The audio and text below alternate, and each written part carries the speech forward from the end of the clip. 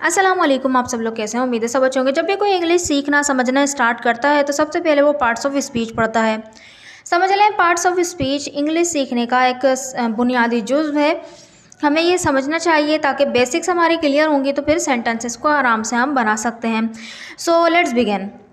First of all, parts of speech जो हम उसको अज्जाए कलाम भी कहते हैं, उसकी सारी टाइप्स हम देखने वाले हैं। कितनी टाइप्स होती हैं पार्ट्स ऑफ स्पीच की।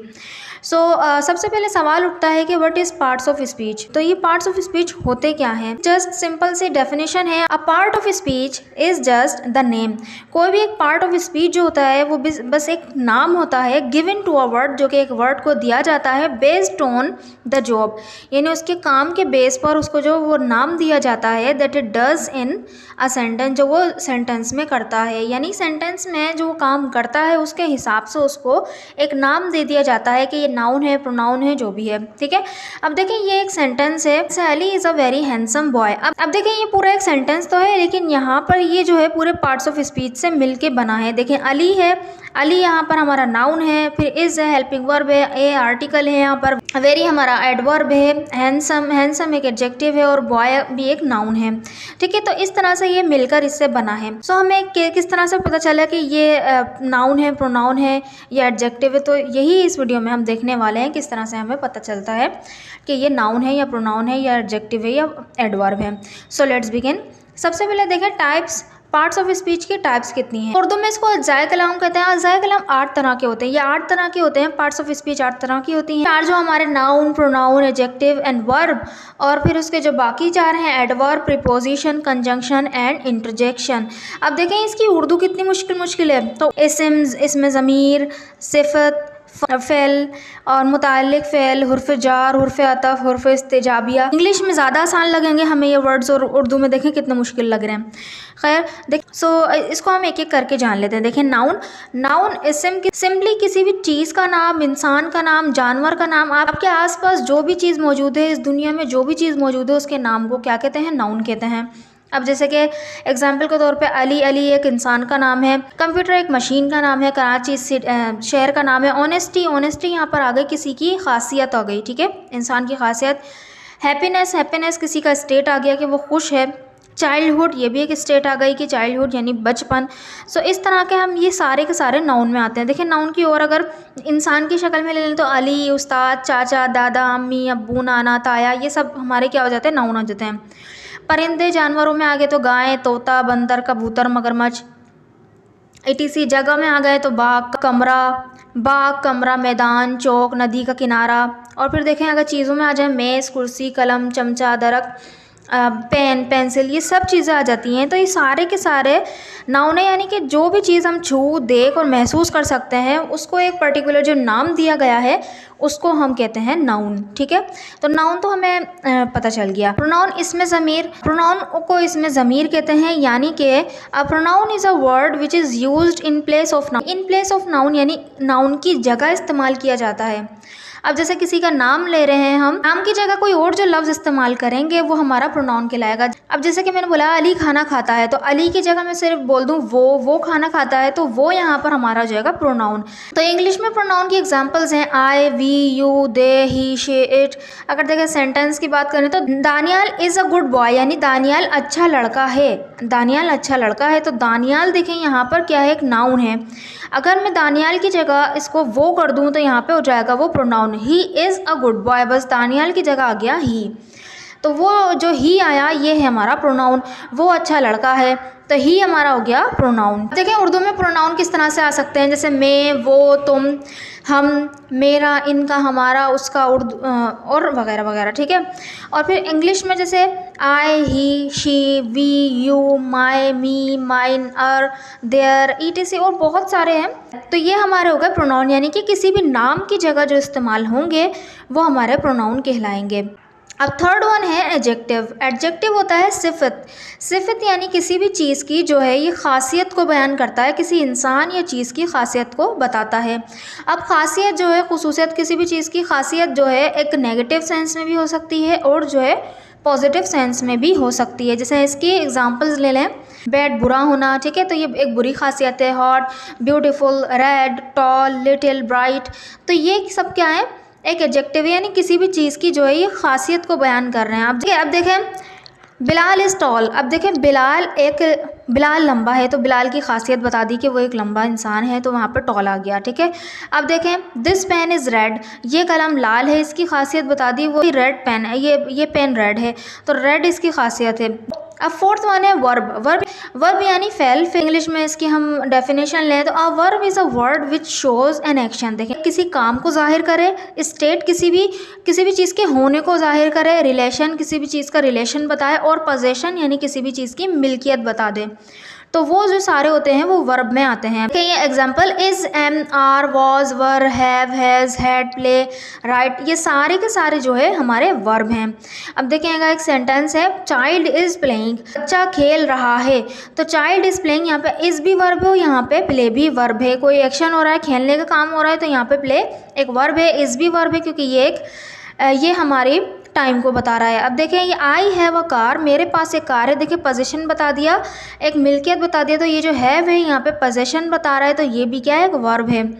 अब देखें ये वर्ब जो है दो किस्म के होते हैं, एक तो होते हैं मेन वर्ब और एक होते हैं हेल्पिंग वर्ब। मेन वर्ब का काम ये होता है यानी कि कोई काम वो जाहिर कर रहे होते हैं कि कोई काम हो रहा है, जैसे कि प्ले खेलना, रन भागना, जंप कूदना, कट काटना, पुट रखना, ठीक है, राइट लिखना, गेट हासिल करना। गेट के तो बहुत सारे मीनिंग है, इस पर मैंने एक तफसील वीडियो भी बनाई हुई है। रीड पढ़ना, डांस नाचना, ठीक है। अब देखें ये सारे के सारे जो है कोई एक्शन इसमें हो रहा है। अब हेल्पिंग वर्ब क्या होता है, हेल्पिंग वर्ब जो हमें बताते हैं किसी भी टाइम का बताते हैं, यानी कोई काम किस टाइम में हो रहा है, प्रेजेंट में हो रहा है, पास्ट में हो रहा है, फ्यूचर में हो रहा है, तो वो बताते हैं, जैसे कि is, am, are, was, were, have, has, had, ठीक है, और पोजीशन शो करवाते हैं ये सारे वर्ड्स। तो इस तरह से ये हमारे वर्ब हैं।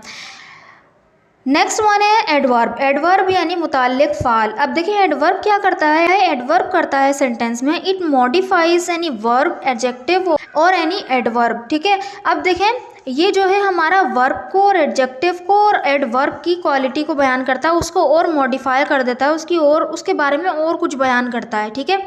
जैसे एडजेक्टिव सब्जेक्ट की खुसूसियत बताता था ना, यहाँ पे जो है ना अब एडवर्ब एडजेक्टिव का भी बड़ा भाई है, यानी कि ये एडजेक्टिव की भी खूबी बता देगा और वर्ब की भी, और यानी उसके बारे में और बताएगा। अब देखें इसकी एग्जांपल्स क्या हो सकती हैं, loudly, slowly, very, never, always, ठीक है। तो ये सब क्या होते हैं कि किसी भी वर्ब की या एडजेक्टिव की या एडवर्ब की जो खुसूसियत यानी उसके बारे में और बयान करे तो वो एडवर्ब कहलाएगा। अब जैसे सेंटेंस है, Ali is very kind, Ali is very kind, Ali बहुत मेहरबान है। अब देखें यहाँ पर जो अली है ये एक नाउन है, अली के साथ जो है मेहरबान होना यानी काइंड, काइंड ये हमारा एडजेक्टिव है। अली मेहरबान है तो अली के बारे में उसने बता दिया मेहरबान।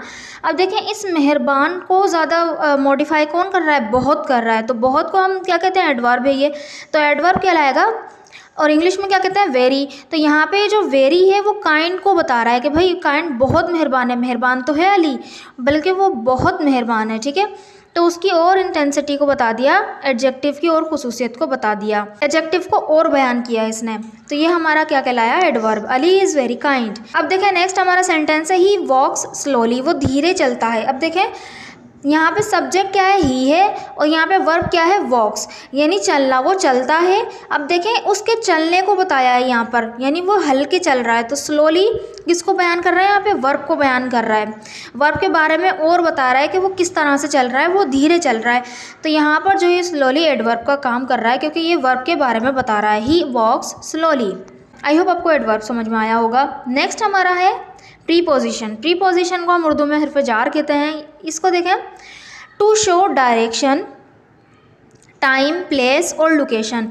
किसी भी चीज़ की डायरेक्शन को बता दे, सिमत को बता दे, टाइम को बता दे, या प्लेस यानी किस जगह पे खड़े हैं, जैसे एट, इन, कहाँ पे खड़े हैं, लोकेशन को बताए। यानी ये हमारे सेंटेंस में बताते हैं कि वो जो सब्जेक्ट है वो कहाँ पर खड़ा हुआ है या कोई चीज़ कहाँ पर है, उसकी डायरेक्शन बताते हैं, टाइम और प्लेस को और लोकेशन को बताते हैं। कुछ एग्जांपल्स क्या हैं, in, for, since, into, with, upon, at, ठीक है। तो ये सारी क्या है, प्रीपोजिशन है। अब देखें सेंटेंस अगर he is going to school, he is going to school, वो स्कूल जा रहा है, तो ये जो यहाँ पर टू है वो डायरेक्शन को बता रहा है कि स्कूल की तरफ जा रहा है, वो he is going to school.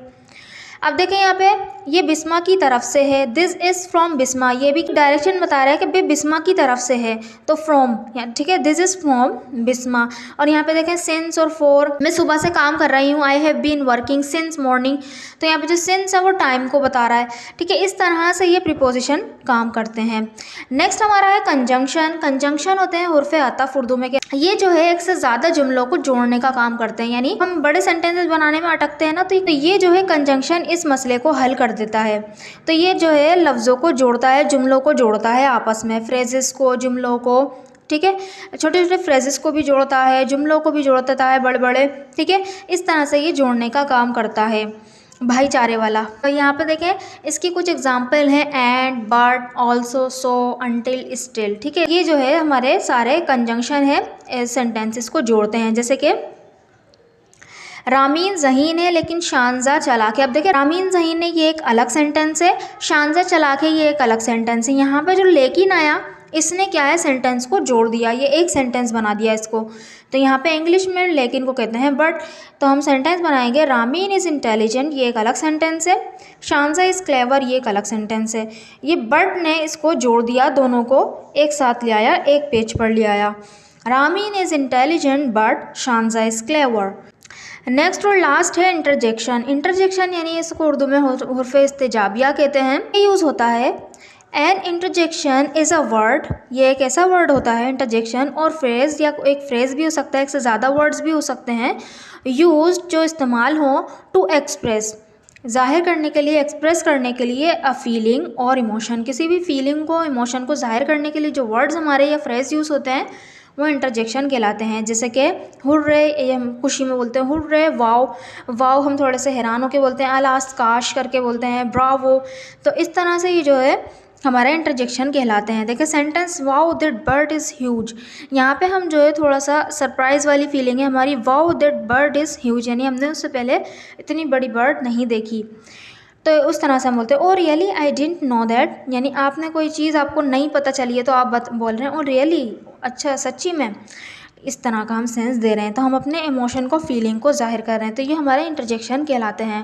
तो आई होप आपको ये पूरे 8 पार्ट्स ऑफ स्पीच समझ में आए होंगे। ये सेंटेंस आपके लिए, आप इसमें से बताएं कौन सा नाउन है, pronoun, adjective, helping verb, verb, ठीक है, ये सब आप बताइएगा। Ali is a good boy and he works hard, Ali is a good boy and he works hard. इस सेंटेंस का आप बताइएगा कि कौन सा वर्ड किस पार्ट्स ऑफ स्पीच से ताल्लुक़ रखता है।